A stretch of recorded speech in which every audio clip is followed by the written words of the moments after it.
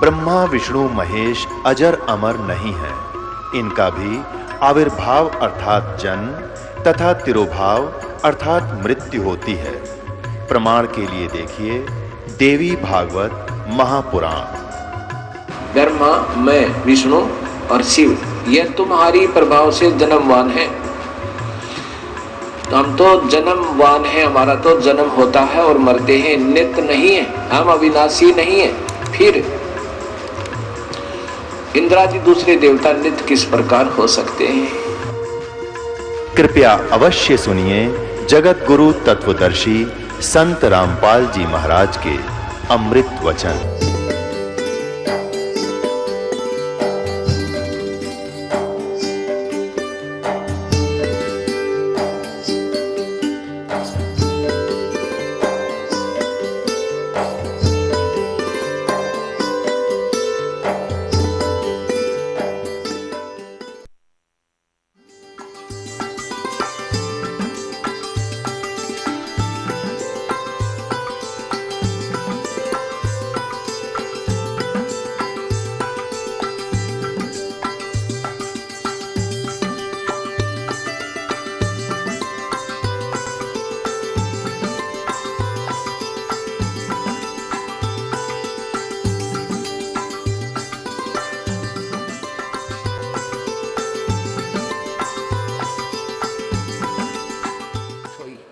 यहाँ आप आते हो परमात्मा पाने के लिए इस दास के पास। आपको यहाँ कोई उलट सुलट बोल भी जाता है, कोई उसकी परवाह नहीं करनी, जिसने भगवान चाहिए। मान अमान करो क्यों ना कोई, चाहे समाज वाले भी आपका मान अपमान करें। और मम संत शरण जगत जान छोई, यानी यहाँ थोड़ी सी अपने अपने विचारों में भी अंतर होता है। ये परम संत पूर्ण परमात्मा के विचार हैं और वो तुलसीदास के एक व्यवहारिक विचार हैं। लेकिन यहाँ थोड़ा सा लागू होता है कि गृहस्थी के पास कोई भी आता है तो सबसे पहले प्रणाम करे। सतसाहेब, जैसे हम सतसाहेब बोलते हैं, मान ले कोई राम राम बोलता है तो उसको राम राम ही में उत्तर दे देवे। नमस्ते करता है तो नमस्ते जी, आओ बैठो। तो उसका आदर सत्कारी स्वाभाविक गुण होना चाहिए गृहस्थी में। तो ऐसे वो जो कि पहले वाले सभी में ये विद्यमान था। तो राजा जनक खड़े हो गए सिंहासन छोड़कर जब एक ऋषि जी उनके द्वार पर आए, साधु वेशभूषा वाले, और अलग से एक गद्दा तख्त सुचा साफ तक बना रखे, क्योंकि ऋषि लोग आते जाते रहते थे संतों के पास, राजाओं के पास, तो उनके लिए अलग आसन बनवा रखे थे। अच्छे कपड़े स्वच्छ धोकर रखा करते थे। नौकरों को आदेश दिया कि ऋषि जी आगे हैं और उनका आसन लगाओ अलग से। उनका अलग आसन लगवान लागे। ऋषि जी सुखदेव नौकानो नीचे बैठ गया वहीं पर।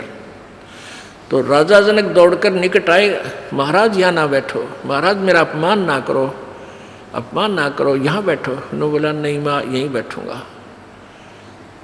तो राजा जनक कहने लगे, भाई ऐसी मेरे से क्या गलती होगी, आप रुष्ट हो ऋषि जी? कि नहीं। फिर बैठे बैठे सारी कहानी सुना दी कि मैं आपको गुरु बनाने आया हूँ और आज मैं ऊपर नहीं बैठ सकता। अब सुथरे दिन आ गए, नर्म आ गया तो भगवान के निकट आ गया। सुखदेव ऋषि बोला कि, और राजा जनक कहने लगे, महाराज मेरा क्यों मजाक उड़ाओ, आप तो जन दुनिया को ज्ञान देने वाले, और सूर्य को दीपक क्या दिखाऊंगा मैं। न सारी कहानी बता दी कि मैं ऐसे ऐसे ऋषि भगवान विष्णु के लोक में गया था, उन्होंने मुझे वहाँ अलाउड नहीं किया। उन्होंने कहा कि मैं आपको गुरु बनाऊं, फिर भक्ति करूं, तब मैं स्वर्ग जाऊंगा, मुझे स्वर्ग जाना है।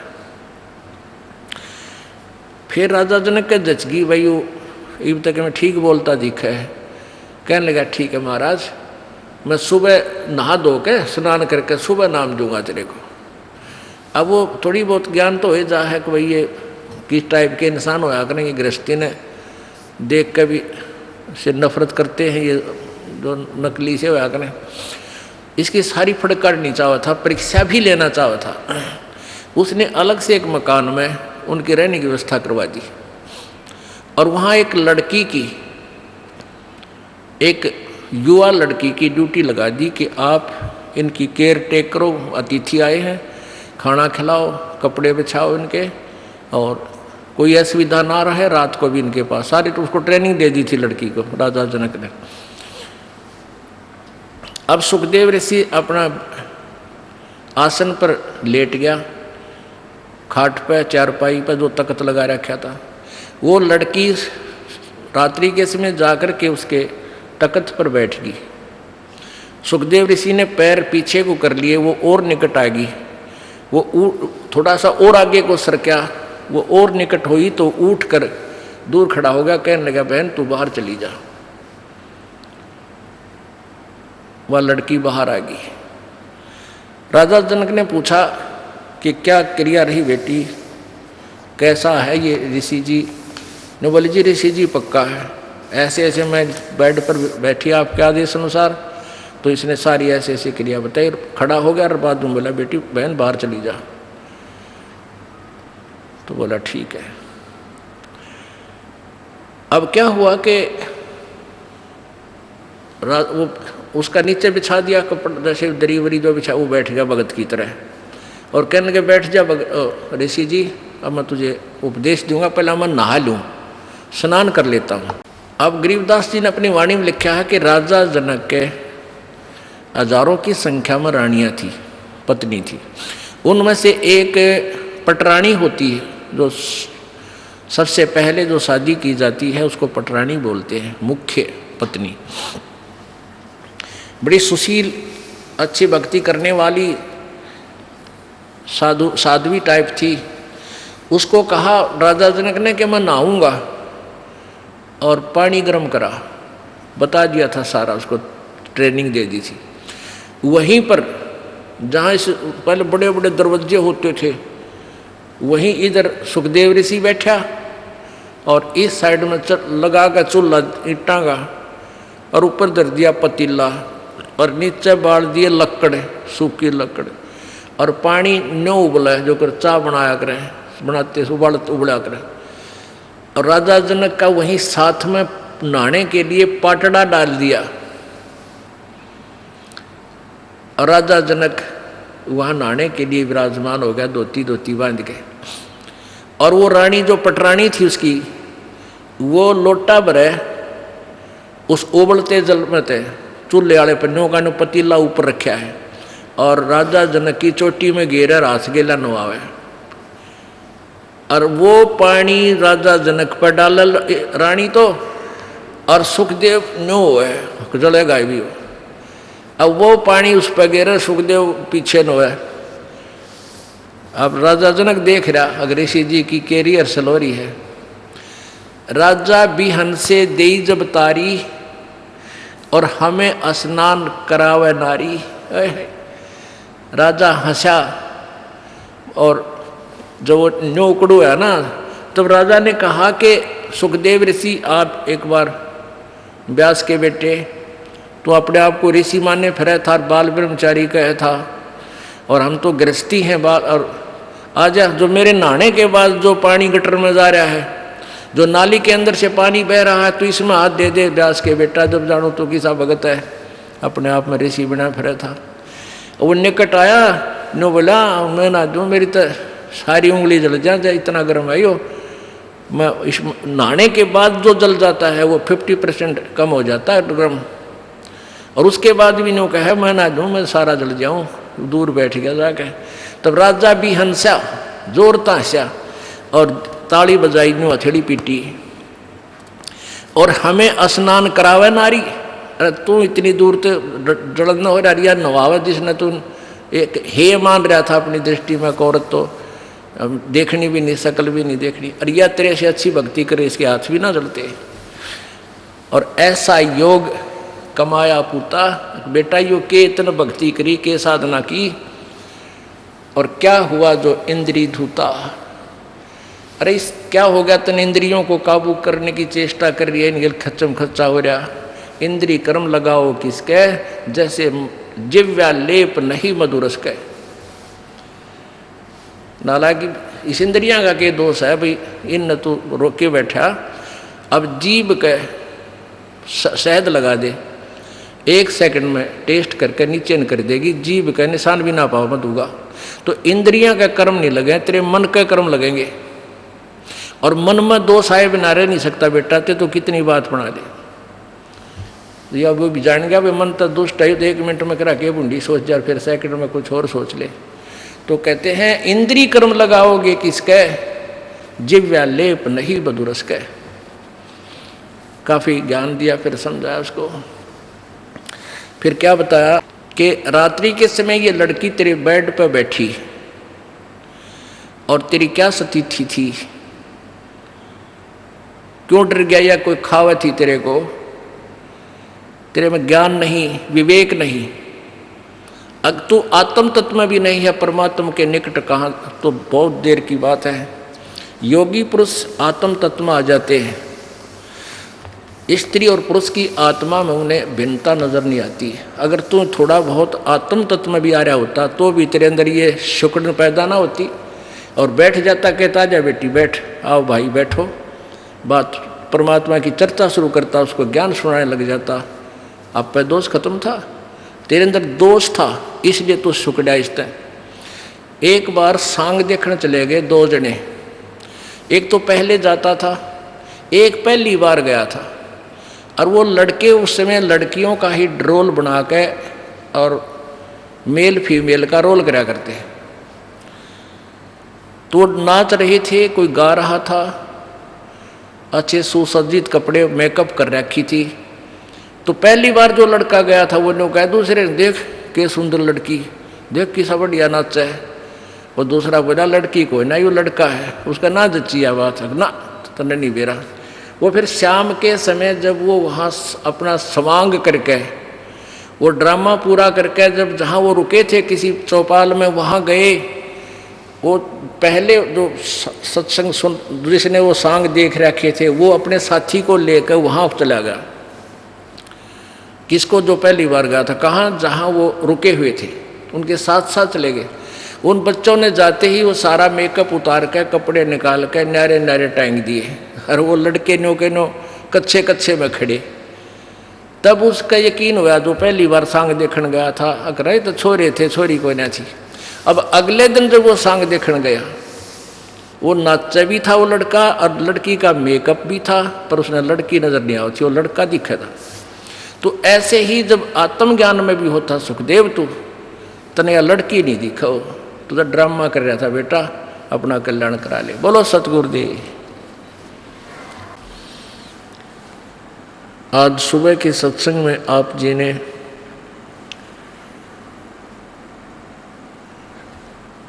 सुना था कि गुरु बिन माला फेरते, गुरु बिन देते दान, गुरु बिन दोनों निष्फल हैं, चाहे पूछो वेद पुराण।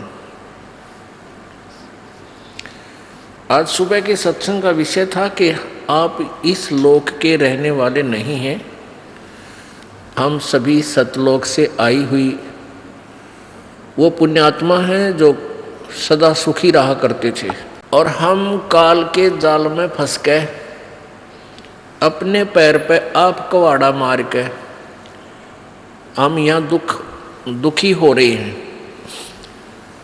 अब हमने अपने सतलोक जाना है, जब तक हम सत्यलोक नहीं पहुँचेंगे तब तक ये कष्ट पे कष्ट हमें झेलने ही पड़ेंगे, क्योंकि यहाँ का विधान है जैसे कर्म प्राणी करता है उसको वैसा ही फल मिलेगा। यहाँ के विधान अनुसार पुण्य भी आपको भोगने हैं और पाप भी आपको ही भोगने होंगे, इसमें कोई परिवर्तन नहीं हो सकता। इसमें परिवर्तन कर सकते हैं पूर्ण ब्रह्म परमेश्वर, पूर्ण ब्रह्म वो कबीर परमेश्वर। उसकी विधि, उसकी पूजा की विधि जैसे वो प्रभु लाभ दे, वो किसी के पास नहीं है, केवल परमेश्वर ने आकर के ही बताई। और चंद पुण्यात्माओं ने परमात्मा का साक्षात्कार किया, और परमेश्वर कबीर जी द्वारा बताई गई भक्ति विधि से अपनी भक्ति साधना की और सत्यलोक चले गए। उनमें से कौन कौन हैं? आदरणीय धर्मदास साहिब जी, आदरणीय मलुकदास साहिब जी, आदरणीय दादू साहिब जी, आदरणीय नानक साहिब जी, आदरणीय घीसा दास साहिब जी, आदरणीय गरीबदास साहिब जी।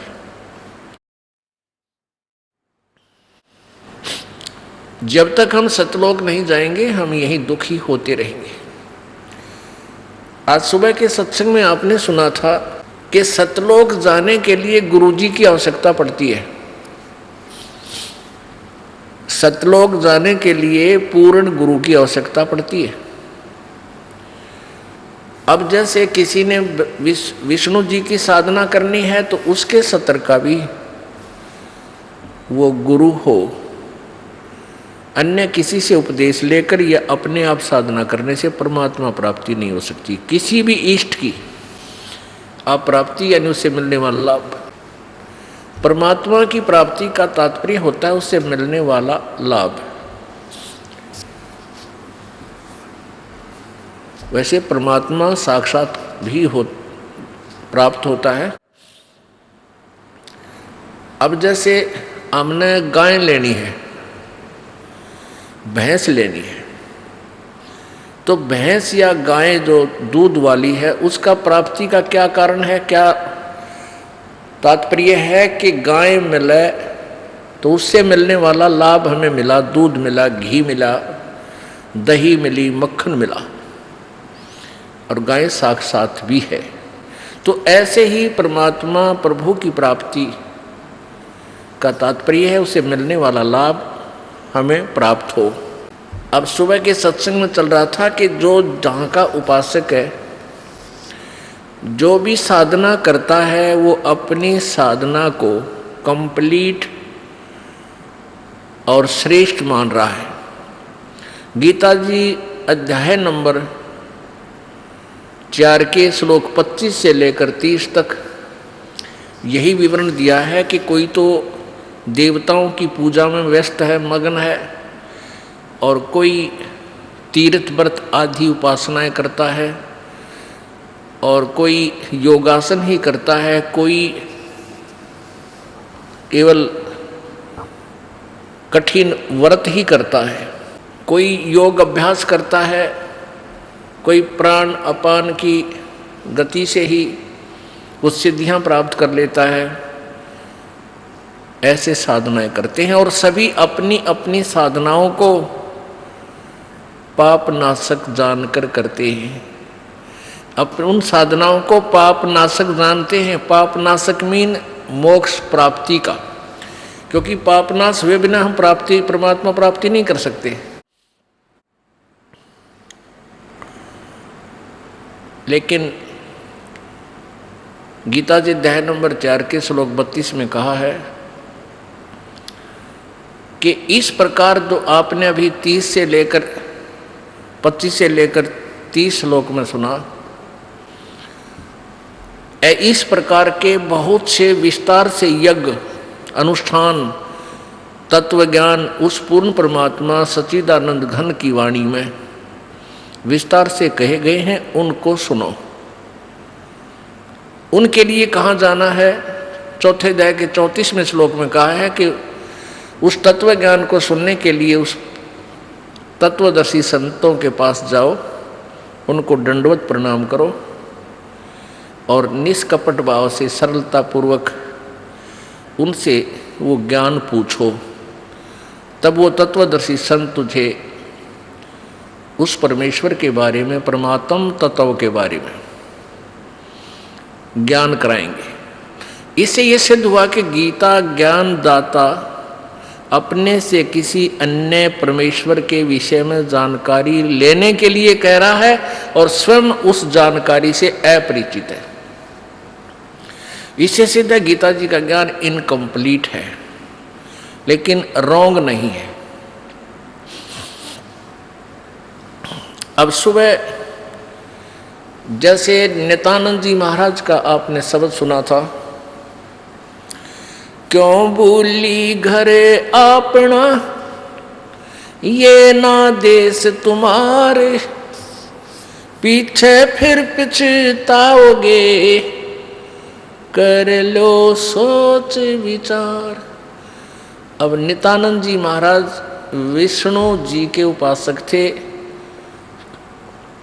और वो भी ज्ञान का जो दृष्टिकोण रखते थे, अपने उस विष्णु लोक को ही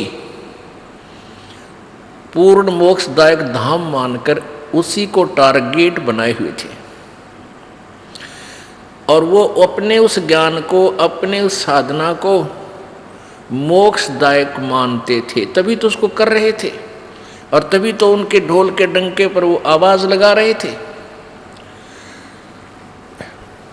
अब वो नित्यानंद जी कौन थे? नित्यानंद जी के गुरुजी कौन थे? संत गुमानी दास जी। और गुमानी दास जी दिल्ली में एक चरणदास जी महाराज हुए हैं, वो सुखदेव ऋषि के शिष्य हुए। सुखदेव ऋषि जी स्वर्ग से आए, विष्णु लोक से, और चरणदास जी को दिल्ली में मिले, उनको अपना शिष्य बनाया और स्वर्ग तक के ज्ञान से उसको परिपूर्ण किया।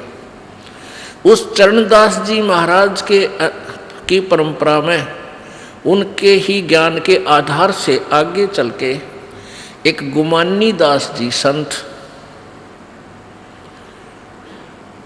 हुए। वो इस नित्यानंद महाराज के गुरुदेव थे।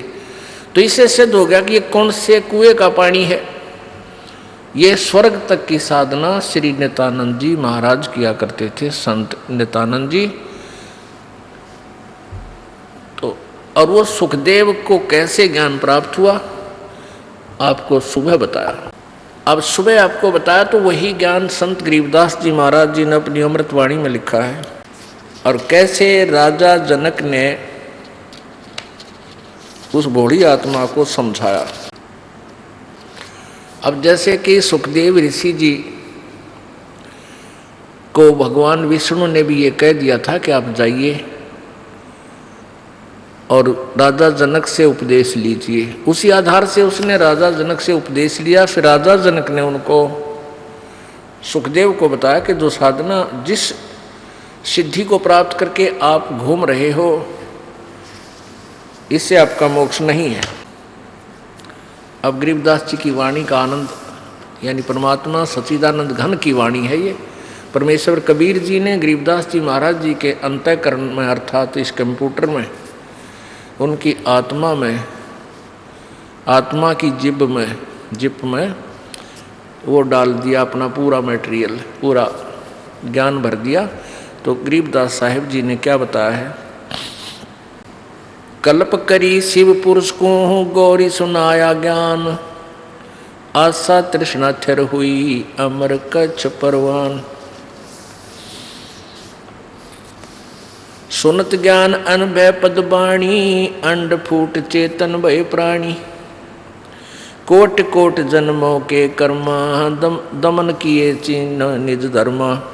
ऐसा ज्ञान अगम गौराया, पर जामी चेतन हो आया। चेतन होकर भरा हुंकारा, शिव योगी मन माही संवारा। अब जैसे अमरनाथ कैसे बना? एक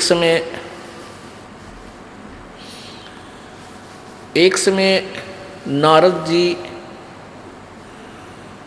पार्वती जी के पास गए। पार्वती जी से कहा कि हे माई, आपके 108 जन्म हो चुके हैं और आप जन्म और मृत्यु के इस घोर कष्ट को सहन कर रही हैं। भगवान शिव जी के पास एक ऐसा अमर मंत्र है कि वो यदि आपको वो मंत्र दे दें तो आपका जन्म और मृत्यु समाप्त हो जाए। अब पार्वती जी ने कहा कि भाई नारद, आप क्या बात कह रहे हो? भगवान शंकर जी मुझसे बहुत प्यार करते हैं और मुझसे कोई भी वस्तु छुपा कर नहीं रखते। यदि उनके पास ये मंत्र होता और मैं जन्मती मरती रहती, क्या ये मुझे देख सकते थे? भगवान नारद जी ने कहा कि माता, आपके विश्वास के लिए भगवान शिव जी जो गले में 108 जो सिर डाल रखे ना, खप्पर खोपड़ी, वो आपके हैं। आपसे इतना प्यार करता है ये, आपकी मृत्यु के बाद भी आपकी इस निशानी को वो साथ रखता है। लेकिन मंत्र आपको नहीं दे रहा, ये मुझे नहीं मालूम, ये वही बताएंगे। पार्वती एकदम थर्रागी, सारी कांपगी कि सचमुच जो वो शीश, वो गले में उन्होंने जो ये खोपड़ी की माला पहन रखी, वो सचमुच मेरे हैं। कहा माता आपके हैं। और नारद कभी झूठ नहीं बोला करता। बोला भाई बात तो तेरी ठीक है ऋषि जी। अब नारद जी तो लगा के इंजेक्शन निकल गए। अब पार्वती के बेचैनी होगी कि भी नारद जी ने हमसे क्या लेना देना था झूठ बोल के, और भगवान शंकर जी मुझे मंत्र नहीं दे रहे, ये क्या कारण है, समझ में नहीं आई। भगवान शिव जी सामने घर पर आए, और पहले तो पति पत्नी का व्यवहार आपको मालूम है जैसा होता है। ये भले ही परम आत्मा है, यानी श्रेष्ठ आत्मा है, लेकिन है ये भी जीव ही। इनके अंदर भी वही गुण और अवगुण है जो आप जी में है, लेकिन आप जी में हमसे वो उत्तम गुण अधिक है। दुर्गुण भी थोड़े से कम है, पर हैं अवश्य। तो पहले तो पार्वती नखरे करया करती, जब वो घर पाते इब तक कहाँ थे, आपने हमारा जानने को नहीं, यानी जिस तरह की ये व्यवहार बातें होती है, कभी आकड़ जाती। अब उस दिन जब आए भगवान शंकर जी और चरणों में गिर गई। अब जब भगवान शंकर जी आए, आते ही चरणों में लौट गई, चरण पकड़कर रोने लगी। रोने लगी तो शंकर भगवान ने सोचा आज यह उल्टी गंगा कैसे चढ़ गई, कमाल हो गया भाई, आज ये मेरे चरणों को कैसे पकड़ रही है। तो उसने सोचा किसी ने कुछ 19-21 कह तो नहीं दिया किसी यहाँ के देवता ने। तो पूछा क्या कारण है, किसने कुछ कहा है तो मुझे बताओ। अब वो रोती रोती कह रही है कि भगवान अवश्य मुझ दासी से कोई भूल बनी है, मैं अवश्य मुझ में कोई त्रुटि रही होगी, आपने मुझसे एक अनमोल वस्तु छुपा रखी है। अब शंकर भगवान तो सोच भी नहीं सकते थे कि इसकी बुद्धि वहां तक पहुंचेगी। ये तो गहने और जेवरात तक उड़ जरी थी, बताई आभूषणों की डिमांड किया करती थी, और आज ये क्या। तो उसने सोचा कोई पहरे देख ली होगी बढ़िया आभूषण, तो उसने सोचा या कोई और डिमांड करती होगी। तो पार्वती ने कहा आपने मुझसे कोई अनमोल वस्तु छुपा रखी है। हे भगवान, ये आपके गले में ये मेरे ही शीश हैं क्या? अब शंकर भगवान बोला कि कौन आया था आज अपने, मैंने सच्ची बता। तो पार्वती बोली नारद जी आए थे। तो जान गए भगवान शंकर के ला गया पतंगा कर गया काम, आज ये घर में लड़ाई करवा गए। और वह जो ज्ञान है, जो मंत्र है, वो भी कह गया होगा, अवश्य बताया गया होगा।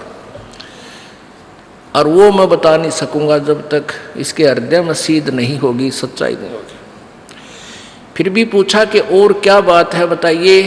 कहने लगा कि भगवान आपने मुझसे एक अनमोल मंत्र छुपा रखा है, मैं जन्मती हूँ मरती हूँ, आप मुझसे कितना प्यार करते हो, आप दुखी नहीं हुए होगे। भगवान शंकर बोला आज ये तेरी बुद्धि की बात को ना, ये किसने ज्ञान दिया तेरे ते? कि नारद मुनि जी आए थे और आज मुझे काफ़ी देर तक सत्संग के माध्यम से ये ज्ञान सुनाया। हे प्रभु, मैं तो बालक हूँ, आपके चरणों की दासी हूँ, भोली भाली हूँ, मुझसे कोई त्रुटि रही तो माफ़ करो प्रभु, मुझे वो मोक्ष मार्ग बता दो। अब शंकर भगवान बोला, सुन ले पार्वती, जहाँ तक आपका प्रश्न है कि क्या मुझे दुख नहीं हुआ होगा जब तू जन्मती और मरती थी, मैं बहुत दुखी होता था। ये जितने भी शर हैं तेरे, ये शीश हैं, ये खोपड़ी हैं, ये तेरी ही है, और तू मरती थी, मुझे असीम पीड़ा होती थी, और तेरी याद रखने के लिए वो खोपड़ी में अपने गले में डाल लेता था, सीने के लगा कर रखता था, लेकिन मैं मंत्र तुझे नहीं दे सका। पार्वती ने कहा, प्रभु क्या कारण रहा? कि कारण ये रहा कि जब तक ये ऐसा अनमोल मंत्र है, ये वैसे नहीं बताया जा सकता। अति अधीन दीन हो प्राणी, तब ये कहना अकथ कहानी। जैसे सीप समुद्र में होती है, एक सीप, जैसे शंख होते हैं ना, शंख ऐसी होती है चपटी सी, और उसमें मोती बनता है, एक जीव होता है, उस जीव के ऊपर कवर होता है ये शंख। तो आम देखे होंगे आपने, इससे मिलती जुलती लेकिन आकार दूसरा होता है, चपटा सा होता है। वो सीप जो होती है वो समुद्र में रहती है, खारे समुद्र को ग्रहण नहीं करती। जब उसके अंदर उसकी इच्छा होती है मोती बनाने की सीप के अंदर, तो समुद्र के ऊपरी सतह पर आती है, उसमें मुंह खोल लेती है ऊपर, और ऊपर से जब आसमान से वर्षा हो रही होती है, उसमें से एक बूंद वर्षा की ग्रहण करके मुंह बंद कर लेती है, और फिर उसमें वो मोती बन जाता है। और सीप का मुंह खुला ना हो, सीप का मुंह बंद हो, और वो ऊपरी सतह पर हो, चाहे पूरा सावन बरस जा, कितना ही वर्षा हो ले, वो उसमें मोती नहीं बन सकते, क्योंकि वो वस्तु अंदर नहीं जा सकी। तो भगवान शिव जी ने कहा कि अभी तक तेरे अंतःकरण में डिमांड नहीं थी इस मंत्र के पाने की। आज जो तेरे अंदर प्रेरणा भरी है, ये नारद जी की वचनों ने, सत्संग ने आपके अंदर यह तड़फ पैदा कर दी है, और इस तरफ से आज तेरा अंतःकरण का मुंह खुल गया। अब मैं ये ज्ञान दूंगा पार्वती तेरे को, अब तेरे अंदर जाएगी यह वस्तु। और उससे पहले यदि मैं तुझे कहता, तू कन्ना पे कटाड़ा थी।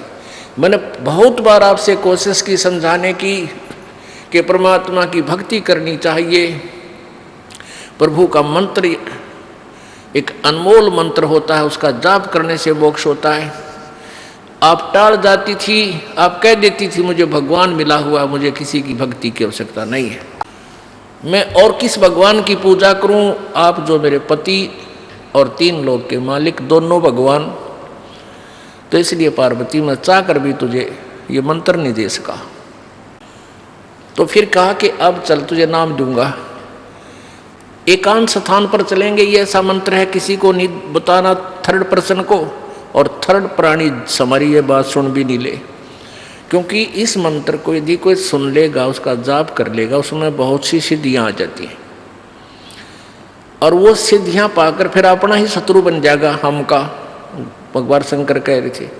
इसलिए इसको ऐसे स्थान पर तुझे बताऊंगा कि कोई दूसरा ना सुन सके।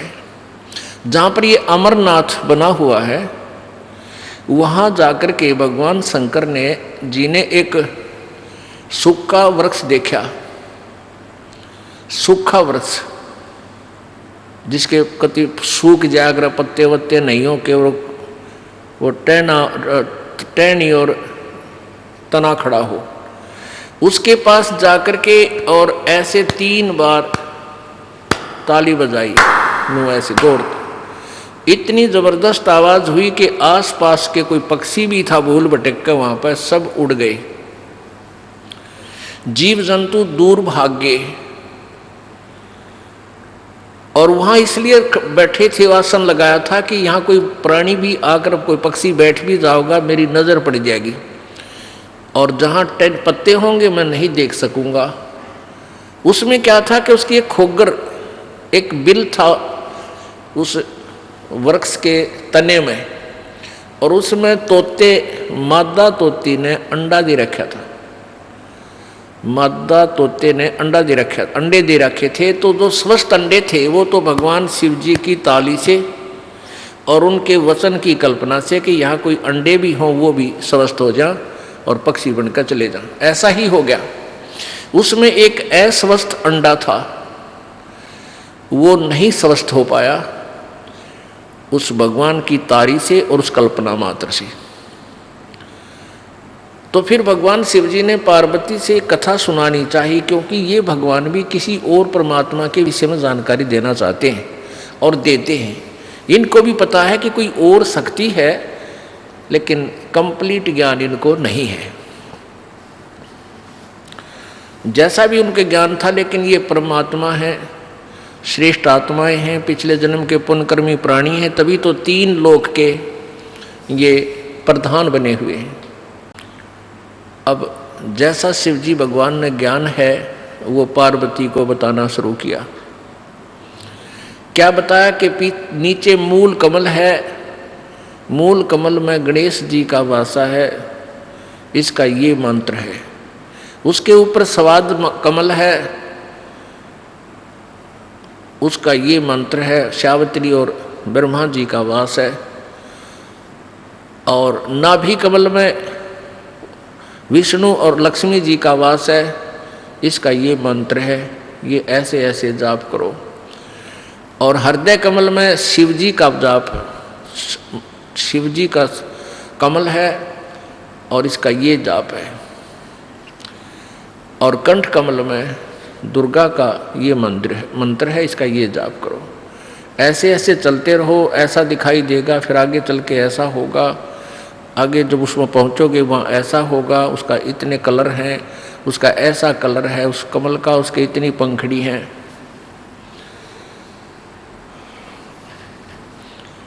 अब पुण्यात्माओं, यहाँ एक शंका आपके मन में आओगी कि शंकर भगवान और किसी शिव जी का कमल बता रहा है। यही ज्ञान बहुत देर से समझ में आओगा। अभी आप इतना ही सुनते रहो जैसा काम चलाओ सा, क्योंकि ये जो कमलों में रिफ्लेक्शन है ये इस काल भगवान का है, जो ये ब्रह्मा विष्णु शिव रूप में रहता है।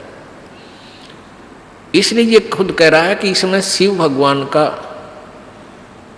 कमल है, हृदय कमल, और कंठ कमल में ये दुर्गा है। तो ऐसे भगवान शिव जी बता रहे हैं, मंत्र भी बता रहे हैं। ये प्राथमिक मंत्र है। जिस भी संत या महंत भगत को यथार्थ ज्ञान प्राप्त हुआ है तो इस मंत्र से प्रारंभ हुआ है सभी का। ये मंत्र अवश्य जाप करने पड़े हैं। ये प्राथमिक मंत्र है और ये यहाँ का इनका फाइनल मंत्र है, ब्रह्मा विष्णु महेश तक का। जो ये 5 नाम हैं, जो आपको 7 नाम दिए जाते हैं, इनमें से बीच वाले जो 5 मंत्र हैं ये यहाँ के फर्स्ट एंड फाइनल सारे मंत्र। इनमें कोई एक जप है, कोई 2 का जाप करे है, कोई 3 का कर ले है। उनको कंप्लीट रेशो नहीं, कंप्लीट चूर्ण नहीं है उनके पास, यानी वो पूरी दवाई नहीं बना पाए। ये तो कबीर परमेश्वर जी ने आके हमें बताई कि ये सभी मंत्र इकट्ठे ही ऐसे जाप होंगे तब ये पूर्ण दवाई बनेगी।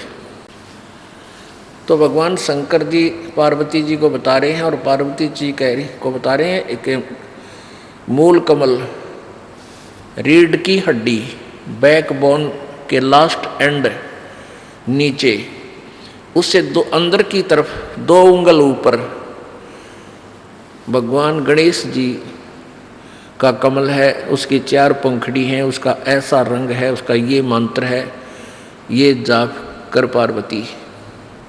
दूसरा उससे 2 उंगल ऊपर स्वाद चक्र है, सावित्री ब्रह्मा का जाप है, स्थान है, वास है, और उसमें ये मंत्र जाप कर पार्वती ऐसे ऐसे। वो कहते और उसको तुझे ऐसा कलर दिखाई देगा, इसमें ऐसे अक्षर लिखे होंगे इन पंखड़ियाँ पर। वो कहती हाँ जी हाँ जी, क्योंकि ये भी पुण्यात्मा पिछले जन्म जन्मांतर की अच्छी साधक थी पार्वती, इसलिए शीघ्र ही इसकी आत्मा अंदर की तरफ सुरती चली गई और वो अपना देख रही है। उधर से क्या हुआ कि पार्वती जब पहुंच चुकी इस कंठ कमल की तरफ, इससे आगे को जब चलने लगी वो अचेत हो गई। उसको ऊपर कुछ प्रकाश आदि नजर आने लगा तो बोलना बंद हो गया, क्योंकि अंदर बहुत ज़्यादा नज़ारे हैं, बहुत ज़्यादा आतिशबाजियाँ हैं। वह तो बोलना बंद होगी, आतिशबाजी देखने लगेगी। उधर से जो तोते का अंडा गंदा था वो स्वस्थ होकर उसमें से पक्षी बन गया, तोता बन गया, पर जाम्याई उसका पंख जाम्याई उत्पन्न होगी।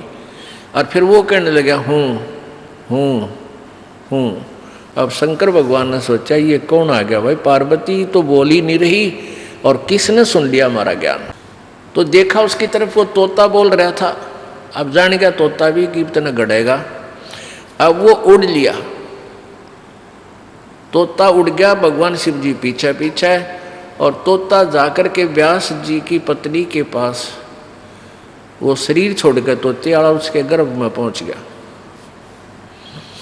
जैसे आपको सुबह बताया था, जैसे प्रेत होते हैं, पितर होते हैं, जो पितर सतर्के होते हैं वो किसी भी के शरीर में प्रवेश कर जाते हैं और शांतिपूर्वक बैठे रहते हैं। वो अच्छी आत्माएं हैं, किसी को सताना नहीं चाहती, वो शांत रहते हैं।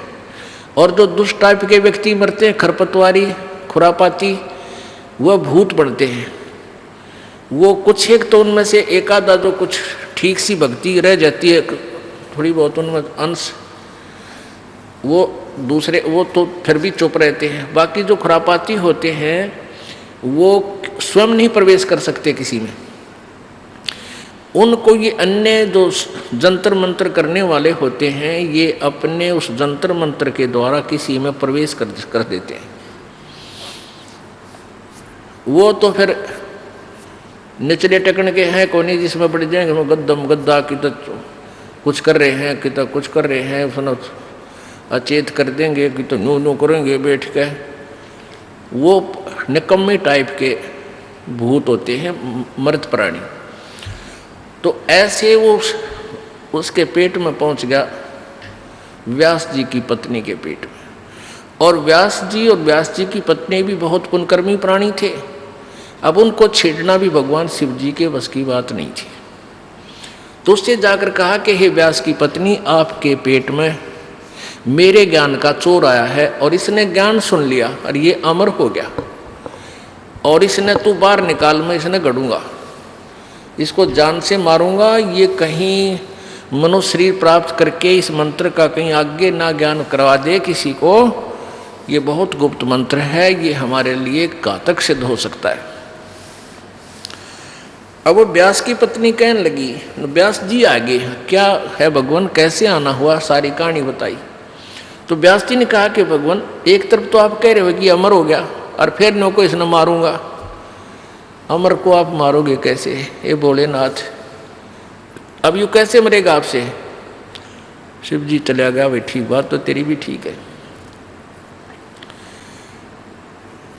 अब ये प्रसंग सुनाते हैं, अब ये सच्चिदानंद घन की वाणी सुनाते हैं। शंखों देह धरी तन योनी, नो तत् के का बीज न भूनी, मोक्ष मुक्ति का लख्या न भेवा, बर में पुत्र व्यास सुख देवा। सतगुर मिला महादेव बंका, 84 की मिटी न शंका,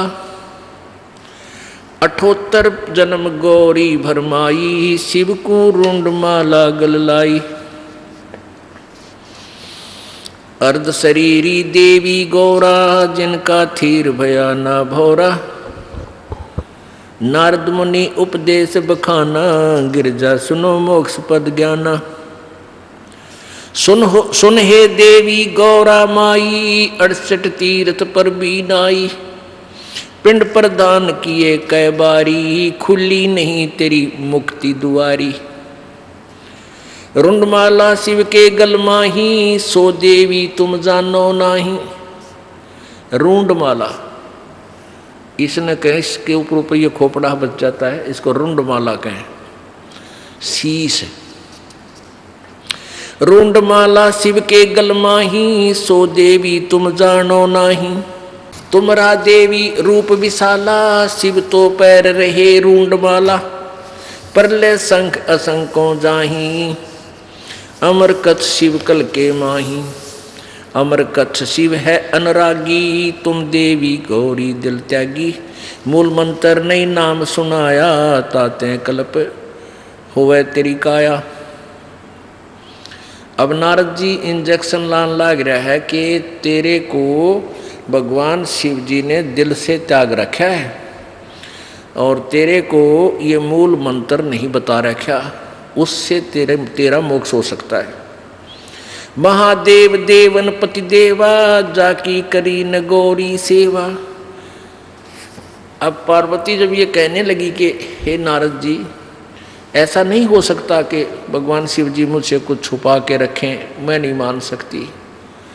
तो नारद जी क्या कह रहे हैं कि अभी तक तो आपने भगवान शिव जी को एक पति रूप में डील किया है, आज उनको गुरु रूप में डील करना।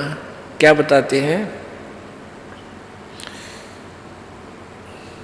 शिव है मोक्ष मुक्ति, महादेव देवन पति देवा, जाकी करी न गौरी सेवा। अब ये जो ज्ञान बोला जा रहा है ये पुराणों से है। अब ये जो सच्चिदानंद घन की वाणी यानी कबीर परमेश्वर की वाणी है जो गरीबदास जी बोल रहे हैं, ये गरीबदास जी के सतर का ज्ञान नहीं है, जो पार्वती और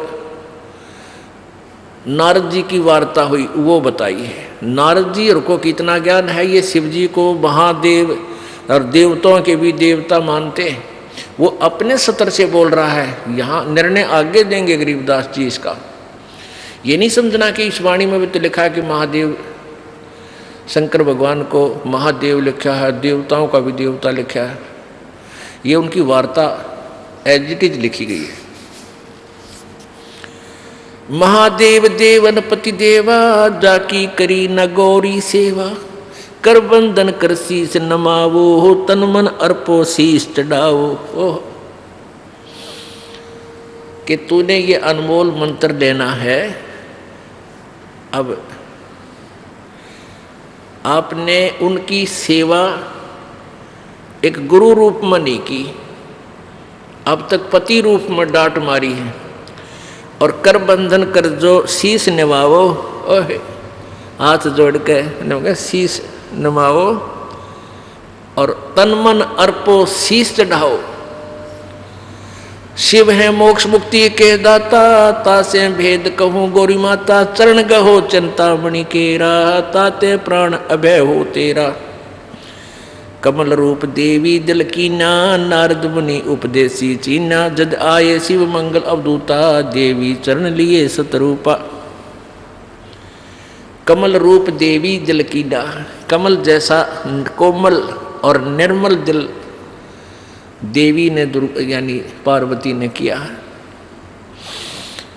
और कैसे उसके अंतःकरण में ये तड़प जागी कि वो नारद जी मिल गए, इसका वर्णन बता रहे हैं कि कमल रूप देवी दिल कीना, नारद मुनि उपदेशी चीना। जद आए शिव मंगल अवधूता, देवी चरण लिए सतरूपा। जब भगवान शिव जी घर पर आए तो पार्वती ने सच्चे दिल से सतरूपा उनके चरण पकड़े। चरण पकड़ बोलत रोवत है बाला, चरण पकड़ रोवत है बाला। मेरे शीश किए रुंडमाला, कि आपने मेरे सिर आपके गले में माला बना रखी। मोसे भक्ति दुराई देवा, मैं जानी नी तुम्हारी सेवा। आपने मेरे से भक्ति छुपा रखी है और आप किस तरह प्रसन्न हो गए ये ज्ञान मुझे नहीं था। चरण पकड़ रोवत है बाला, मोरे शीश किए रुंडमाला। मोह से भक्ति दुराई देवा, मैं जानी नहीं तुम्हारी सेवा। मोह से भक्त दुराई स्वामी, हमसे भेद कहो निज धामी। मैं अबला हूँ बालक भोरी, पार निभाओ हमारी डोली। मैं बाला हूँ, मैं अबला हूँ बाला भोरी। मैं एक बालक हूँ आपके सामने, भोली भाली हूँ, अबला हूँ यानी निर्बल हूँ, और मेरी डोली पार निभाओ, मुझे मोक्ष मार्ग बताओ। पूर्व जन्म की कथा सुनावो, मूल मंत्र हम शिव गो रहो। मूल मंत्र महबूब का ई सुनाओ मोही। देखो निर्णय आ रहा है कि मूल मंत्र महबूब का, उस परम प्यारे परमात्मा सत्य पुरुष का वो मूल मंत्र मुझे हे भगवान सुनाओ। और जुगन जुगन का पातक कटे, छूटते दिल द्रोह। मूल मंत्र महबूब का ई सुनाओ मोही। जुगन जुगन पातक कटे हैं, छूटत है दिल द्रोही। भूल रही भव सागर हम ही, मोक्ष मुक्ति के दाता तुम ही। शीश पकड़ सुन देवी बाता, को उपदेशी मिला विधाता। अब ये तो नहीं ज्ञान तुम्हारा, हम सुभेद कहो परवारा। गिरजा कह सुनो शिव स्वामी, तारण तरण आद घन नामी। नारद मुनि उपदेश संबोधम, दीना ज्ञान ध्यान प्रमोदम। शिव समर्थ बोले हैं जब ही, गौरी ज्ञान सुनाया तभी। अब भगवान जब वो पार्वती जी भगवान शिव के चरणों में लेटी हुई थी, उसका सिर पकड़ के बैठाया कि बैठ, ये तेरे सतर का ज्ञान नहीं, नो बता आज कौन मिला ऐसा भगवान आत्मा जो तेरे अंदर यह प्रेरणा पैदा कर गया मालिक पाने वाली, जो मैं युगों से नहीं कर सका। तो क्या बताती है, क्या कहते हैं भगवान शिव? शीश पकड़ सुन देवी बाता, को उपदेशी मिला विधाता। कि ऐसा कौन भगवान मिल गया, विधाता मिल गया, तेरे मन में फेर गया, तू तो क्यों करे भी ना सुनन की थी मेरी बाता ने। शीश पकड़ सुन देवी बाता, को उपदेशी मिला विधाता। ये तो नाही ज्ञान तुम्हारा, मोह से भेद कहो परवारा। कि तेरी बुद्धि का ज्ञान कोई नहीं जो आज तू बोल रही है। गिरजा कह सुनो शिव स्वामी, तारण तरण आद घर नामी। अब वो गिरजा बताती है कि कौन मिला। नारद मुनि उपदेश समोदम, दीना ज्ञान ध्यान प्रमोदम। कि नारद जी मिले थे। तो भगवान शिव जी कहे बुलाओ नारद जी का, आज तेरी बुद्धि तो पलट गई ना, कद्दे भी ना सुना थी बात ने। शिव शिव समर्थ बोलत हैं जभी, गौरी ज्ञान सुनाया तभी। कोट कल्प प्रलय जुग बीती, ज्ञान दान सभी परचीती। तुमरा मन नारद मुनि फेरा, सुनो ज्ञान तुम गौरी मेरा। बनखंड चलो गौरी दीवानी, पंछी सुने न हमारी बानी। के बनखंड में चलो, वहाँ को पक्षी भी हमारी बात ना सुन सके। जब शिव कर से लाई तारी, उड़ गए पंछी नर और नारी। जहां एक सूख्या तरवर ताक्या, शिव को आसन तावा रखा। जहां सूखा एक तरवर ताक्या, ताक्या कर ताकना अर्थ होता है बहुत चोर नजर से देखना। तकना कहते इसने तू तकना नहीं चाहिए, देखना जरूर चाहिए। जैसे कहते हैं ना भाई तू ऐसे इधर किसी घर की तरफ तके था, तकना एक चोर नीति नज़र से और देखना एक स्वाभाविक नीति से। तो ऐसे चोर नज़र से ताक्या, देखा कि कौन सा स्थान हमें ठीक सूटेबल रहेगा जहाँ कोई पक्षी भी ना आ जाए। जहाँ एक सूखा तरवर ताक्या, शिव को आसन तावा रखा। जहाँ एक गंध अंड तिस माही, तिस जानत है समर्थ साई। उसके अंदर एक गंदा अंडा पड़ा था, उस खोखर में, उस वृक्ष की खोगड़ में। जुग असंग कल्प भर माया, पूर्व जन्म कोई पिछला आया। अब तुम सुनो गौरी मेरा ज्ञाना, आसन मुख कर कूट ईशाना, आसन पदम लगावो गोरा, मेर दंड सूदा कर बोरा। अब देखो कहाँ तक बता रहे हैं कि वो गंदा अंडे वाली आत्मा जो सुखदेव बना, कहते उसका असंख्य जन्म का कोई पुण्य कर्म आगे आ गया और वो गंदे अंडे वाली आत्मा में वो जीवात्मा पड़ी थी। अब ऐसा संस्कार होता है जैसे कई जीवात्मा गर्भ में मर जाते हैं माँ के पेट में, उनका ऐसा संस्कार था, वहाँ ही मरना था। ऐसे ही जब गंदा अंडा था तोते का, वो गंदे अंडे में वो जीव था, पहले अंडे में जीव था, वो गंदा अंडा हो गया, स्वस्थ नहीं हुआ, रोगी हो गया। अब फिर भी वो आत्मा उसके चिपक रही थी, उसको अपना मान के छोड़ती नहीं, जब तक कति नष्ट भ्रष्ट वो कति कंडम फोहा नीले रे तिरात्मा ना मिले, तब तक उसका चिपकी रहती है। ऐसी वृत्ति हमारी काल ने बढ़ा रखी है। अब ये फूल क्यों उठाते हैं? अस्थियां जो व्यक्ति मर जाता है, मृत्यु हो जाती है स्त्री पुरुष की, तो उसको जला देते हैं, स्वाहा करते हैं हिंदू रीति में, हिंदू समाज में। तो फिर उसके वो अस्थियां क्यों उठाते हैं? अब ये पहले जीवात्मा जाता है तपस्या पे, मनुष्य शरीरधारी, वहाँ इसका बक्कल उतर ले है, इसमें से जो गंध है वो निकाल कर फिर यूँ भेजा धर्मराज के पास। धर्मराज के पास इसका ऑटोमेटिक कैलकुलेशन पावर है, ये इतने कर्म किए, ये तेरा जीवन जा भागवा, तो ये प्रेत बन जाता है मान लीजिए। तो प्रेत बनते ही फिर सीधा इसको पटकते हैं नीचे, ये सीधा आता अपने घर ने, घर में इतनी लंबी कील गाड़े पावे, फिर यू बारे बार फिर देखता है तेरे शरीर को कहाँ ले गए थे, शमशान घाट में। वहाँ पहुँचता है ये सूक्ष्म शरीर में, ये प्रेत आत्मा बनकर। तो वहाँ वो अपनी हड्डियों को अपनी मान के उनका चिपक जाता है। अकिया मेरी या मेरी क्यों ताज़ा जला पावे, नारी पहचान हो सब उसकी तय, उसका चिपक जाए, ये है मेरा शरीर। अब ये क्या करते हैं जंतर मंत्र करने वाले, ये सेवड़े शावड़े नालायक, ये उन अस्थियां उठा लावें, उन अस्थियां को चिपका हुआ आवे क्यों मेरी है, फिर उसका करके जंतर मंत्र और फिर उसको किसी और में प्रवेश कर देते हैं, वह बिरान मट्टी उसकी भी और अगले की भी शुरू हो जाती है।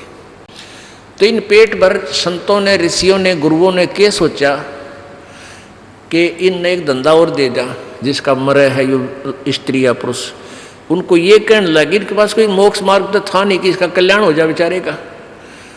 तो वो यूँ कहने लगे तुम इन सारी राख न डाल के और गंगा में बहा दो।